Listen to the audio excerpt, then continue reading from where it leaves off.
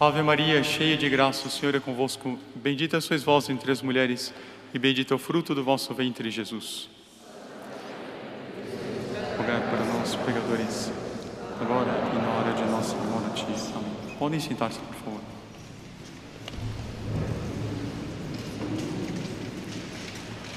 Quando nós abrimos as páginas da história e, sobretudo, vemos que existiram muitos reis santos, então São Luís, São Fernando de Castela, Santa Isabel da Hungria, Santa Margarita da Escócia, vemos como eles realmente consideravam o reinado, ser reis, como uma paternidade espiritual. Eles eram pais, e são maravilhas. Nunca o país deu tanto em matéria de sociedade quanto esses reis que eram bons, eram santos, católicos, etc., virtuosos. Mas, ao mesmo tempo, quando nós analisamos histórias de reis não santos, é um horror. Nos causa realmente um espanto pela tirania que eles praticavam. Era, sobretudo, um ponto: é o medo de perder o próprio trono, o medo de perder a dinastia, etc. E queriam que fosse o trono a família que ficasse, etc. E eram capazes de, escutando uma pequena denúncia, já chamar e cortar a cabeça, uma coisa horrorosa. Às vezes, pessoas da própria família, como se explica, por exemplo, que a Isabel I da Inglaterra tenha simplesmente guardado a sua sobrinha durante 20 anos na prisão e depois mandado cortar a cabeça, medo de perder o trono. E esse medo de perder o trono, isso não aconteceu somente agora, também no Antigo Testamento havia muito isso. Os povos, sobretudo pagãos. E praticamente todas as leituras de hoje falam de uma dinastia, falam de um trono. Mas para evitar qualquer suspeita, todas as leituras dizem que é um trono que será estável, que nunca vai terminar. É um trono que não vai ter outra dinastia. Será um príncipe eterno. Primeira leitura. Podem pegar os que têm folhetos? Podem, aqui na primeira leitura, diz assim, aqui do profeta Samuel, falando sobre nosso Senhor Jesus Cristo, diz: tua casa e teu reino serão estáveis para sempre diante de mim, e teu trono será firme para sempre. Ou seja, é uma dinastia que não acaba, é um trono eterno. A mesma coisa no Salmo responsorial: para sempre no teu trono firmarei tua linhagem. Aí no segundo parágrafo: para sempre, de geração em geração garantirei o teu reinado. E no Evangelho a mesma coisa também, as palavras do anjo Gabriel a Nossa Senhora: o Senhor lhe dará o trono de seu pai Davi, reinará para sempre sobre os descendentes de Jacó, e seu reino não terá fim. Com essas profecias todas, fica claro que é um reino que não vai ser destruído, mas ao mesmo tempo que não é um reino simplesmente humano. É um reino espiritual. Sim, é um reino que paira real, mas paira sobre a sociedade humana como algo superior, algo totalmente espiritual. E nós chegamos à conclusão: nós pertencemos ao reino de nosso Senhor Jesus Cristo. Com o batismo, participamos da realeza de Jesus Cristo. Como? Como se chama o reinado de nosso Senhor Jesus Cristo? Santa Igreja Católica Apostólica Romana. É o reinado indestrutível, que não termina, que nunca terminará. E todo o Antigo Testamento, não é que a Igreja cortou com todo o Antigo Testamento, não, foi uma preparação para a chegada de nosso Senhor Jesus Cristo, da Santa Igreja.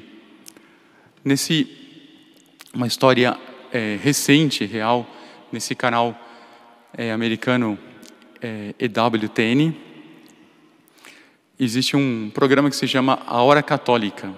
Hora Católica.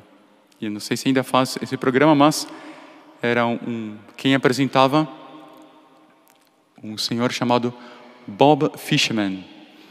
Ele é americano, mas com toda a ascendência, pelos 4 lados, 4 avós, ascendência judaica, judeu. Ele é judeu propriamente de raça, e era de religião também, Só que a família dele, quando se mudou para os Estados Unidos, a família dele como que esfriou um pouco nas práticas judaicas, mas ele ficava encantado, por exemplo, na época de Natal, escutando nos centros comerciais cantar Noite Feliz, Adeste Fidelis, outras músicas. Ele pensava, mas o que é isso? O que é isso?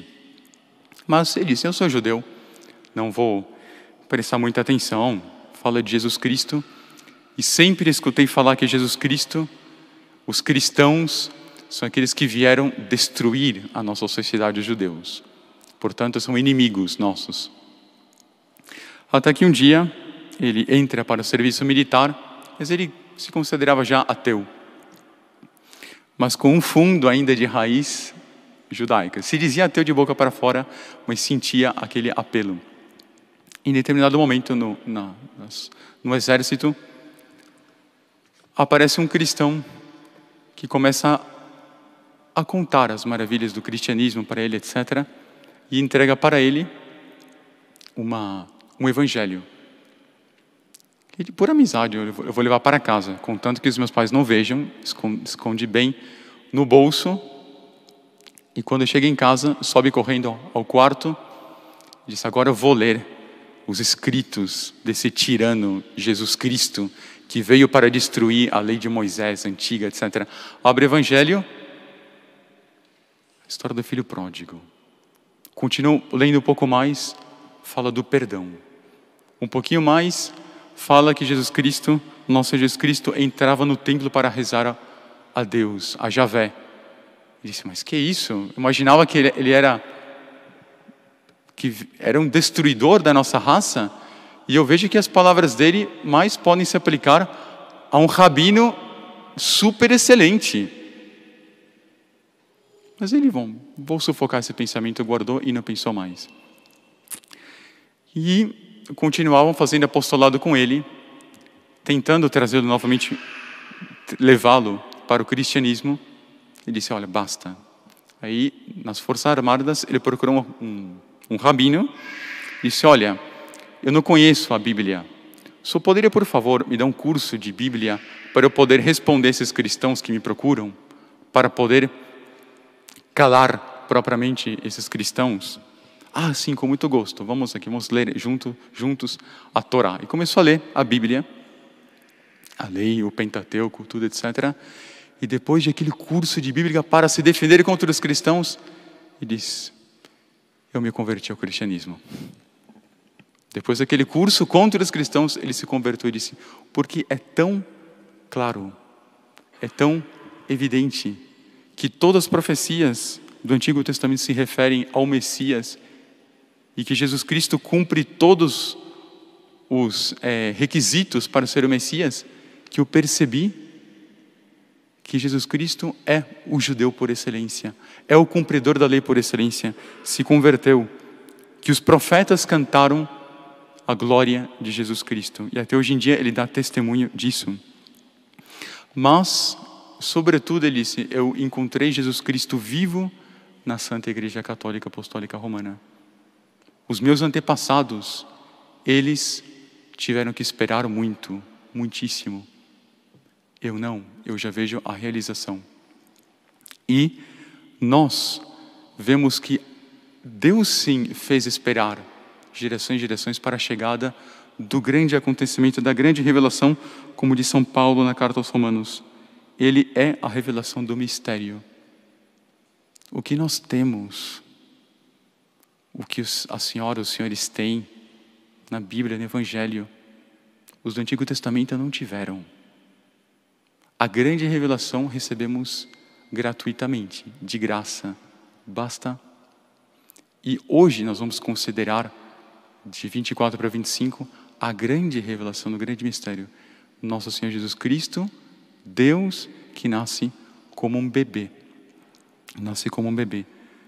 Ele foi esperado das nações, demorou humanamente falando, mas Deus, quando quer fazer as coisas grandes, Ele pede a nossa espera. Ele pede o nosso sangue de alma. E isso que aconteceu com eles, acontece conosco também. Nós que amamos tanto a igreja, a Jesus Cristo, às vezes percebemos que a igreja não tem ainda aquela glória que deveria ter. Que às vezes ela sofre humilhações, sofre calúnias, sofre manchas grandes, inclusive daqueles que deveriam propagar a fé, e nós perguntamos, mas por quê? Por que Deus demora tanto para agir na história? Por que aconteceu isso? Calma, quando Deus nos faz esperar, Ele quer sobretudo um sangue de alma, vitimação de cada um. Nós veremos a glória da Santa Igreja, e é o que nós vamos pedir nesse Santo Natal. Vamos pedir que assim como Ele se manifestou às nações, temos aqui o menino Jesus revelando-se aos 6 magos, aos 6, essa pintura do Beato Frangélico. Chegará o momento que a igreja também vai se manifestar com toda a sua pureza, sua inocência, sua glória. E nós vamos ver, basta esperar, ter fé, inclusive na nossa vida particular. A virtude da paciência, a virtude da esperança. Esperança de que nós vamos ver a glória de Jesus Cristo na igreja. Peçamos isso e por todas as intenções particulares. Louvado seja nosso Senhor Jesus Cristo.